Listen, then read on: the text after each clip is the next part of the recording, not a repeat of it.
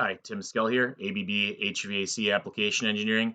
Today we're going to start up an ACH580 using the HVAC Quick Setup. First thing we're going to do is go ahead and click on Menu, go into the primary settings, first on the list here, either hit select or the right arrow, your choice. And top on the list is the HVAC Quick Setup right up here. So what is the HVAC Quick Setup? What we did is we worked with our tech support team, our HVAC startup technicians out there, the mechanical contractors, the controls contractors, worked with them. Hey, what do you need access to quickly when you're setting up a drive? And we came up with a short list of what those items are. Based on that list of items, you can typically start up about 90% of your HVAC VFD applications with this simple list without having to go deep dive into any kind of parameters or other settings. So let's take a look at that. I'm going to go ahead and hit select on the HVAC Quick Setup. And first thing on the list is, where does the drive get its start-stop signal from?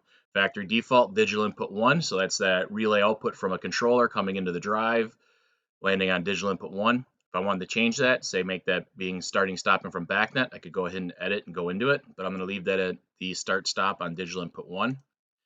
Similar for the analog input 1, where am I getting my speed reference from? Factory default, analog input 1. Again, I can set that to BACnet if I wanted to do my speed control over BACnet as an example.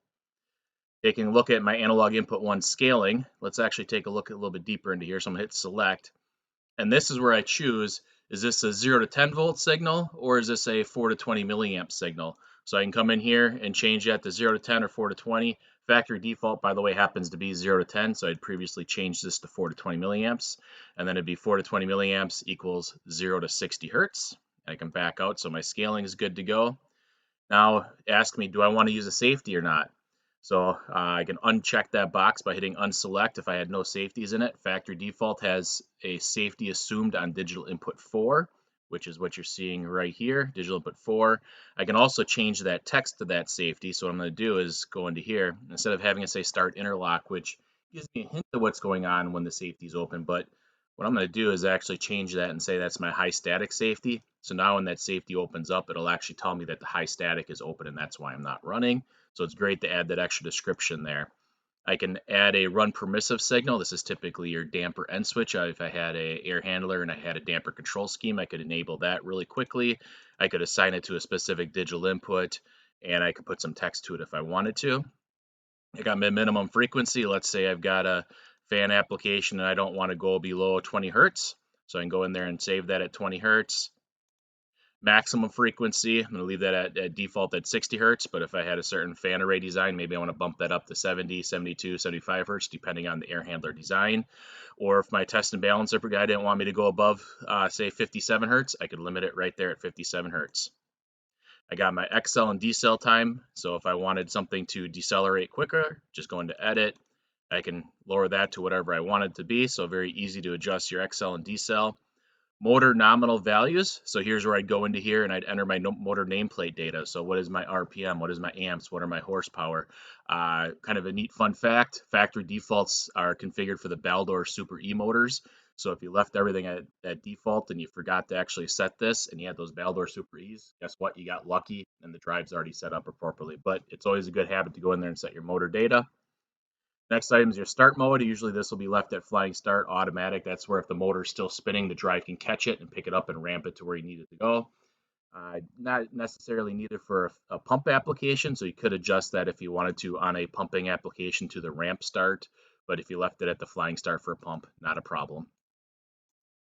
You've also got your stop mode. So this is where you choose where do you want to coast to a stop or ramp to a stop. So application-wise, fans, I typically coast to a stop. Pumps, I'm going to set that to be a ramp to a stop because the last thing I want to do is tell the drive to stop and have that pump go whack and have that water hammer effect. So that's why it pumps, you ramp it to a stop. You can set your date and time on here. So you can set your real-time clock on here. In the next menu, you can even name the drive. So you'll see up here that I've got ACH580 as the drive name. I could call this supply fan 1. I could call it SF-1.